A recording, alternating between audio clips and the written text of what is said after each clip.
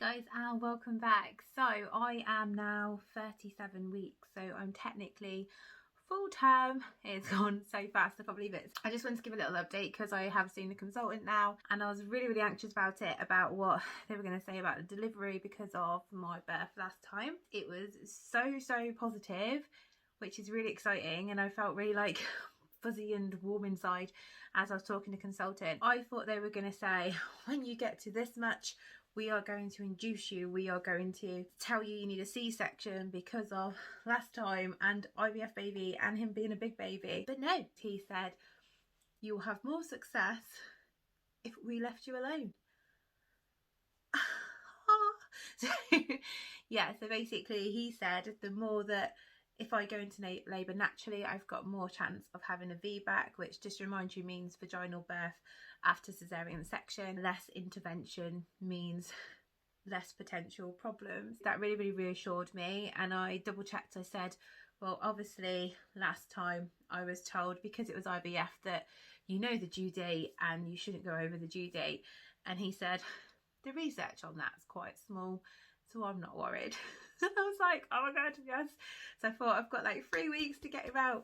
He said what he'll do, and he's scheduled appointments, so he's seeing me when I hit 40 weeks and we're going to have a discussion then. That's it. I mean, that doesn't mean he's going to say we need to induce you, we need to do sweeps, things like that. I'm planning to decline everything unless there is like a real clear problem.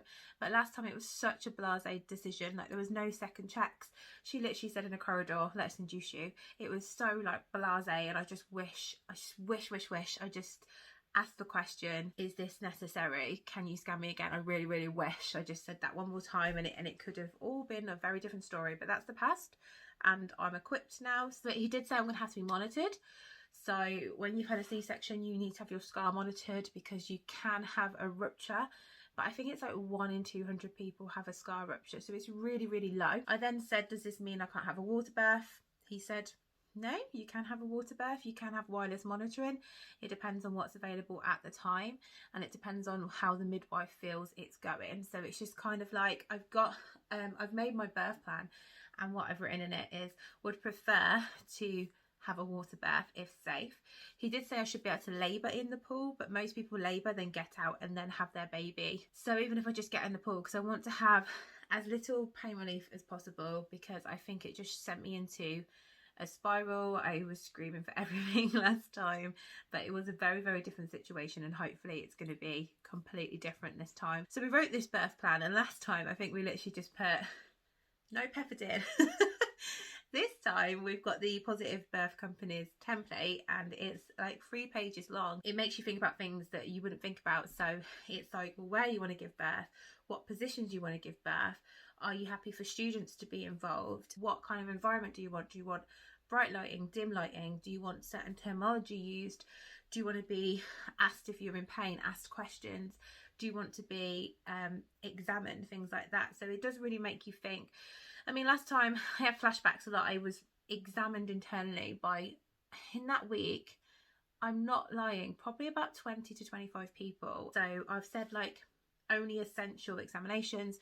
I'm all for helping out students, but I don't want any procedures done by students. I don't mind them feeling like the bump and doing the monitoring. I really don't mind that. The pregnancy is really amped up. I'm feeling very pregnant now. I am struggling to sleep. I have a lot of backache. I've been having loads of gas pain. I think I mentioned it last time, but anything I eat, I just get this really tight pressure in my tummy, and it's so uncomfortable, like so uncomfortable, and it tends to be at the bottom, and I don't know if that's gathering around my scar or if it's just that's where obviously your bowels and colon are and stuff. I don't know what it is, and he's sitting on it, but it's this like band here, and it's so like painful that you can't get in a comfortable position. So I've been struggling a lot with that. Just trying to drink lots of water and be mindful about my food, but I'm in that point where I don't care. I just want to eat everything at the moment. But he's really, like, in the last week, he's really grown now. He's got so big. He's definitely lower than Oren was last time. He's dropping quite a bit. But yeah, I'm I'm ready for him, but I'm also not ready for him. It's really scary, the thought of having two. I'm feeling less anxious about the birth now, which is good, but I'm still a little bit nervous. And I think anybody is going to be that little bit nervous about them. I've been doing some breastfeeding workshops as well, because I struggled with breastfeeding last time and I ended up giving up after about 5 days. It was a really traumatic time, so don't give me any hate, and I really wasn't helped. And I asked about 4 midwives and 3 health visitors. They all said I was doing it right, and there was me curled over in absolute agony. And now I've learned so much more, that not one person back then said your milk won't come in for X amount of days. If you've had a C-section, it could take longer. And then he wasn't latching on properly, and it was just, if people just would have took that little bit of time, I would have got on with it all right. But I'm going to take it a day at a time. I'm not putting the pressure on myself, because there's absolutely nothing wrong with my son. He's rarely ill. He's an absolute giant. And if it doesn't work out, it doesn't work out. We've finished the nursery. We're pretty much ready for him. Oren is getting quite impatient. He was telling me the other day that his little brother is at my parents' house, his grandparents' house. He's getting so confused because he feels like he should be here now, and I think he just wants to. He wants his little brother here because he's been talked about for so long. Yeah, he's funny. As I said, give me a follow on my Instagram if you want to see him, because he is he's something else. He's absolutely something else. There might be one more update, or he might be here, I don't know.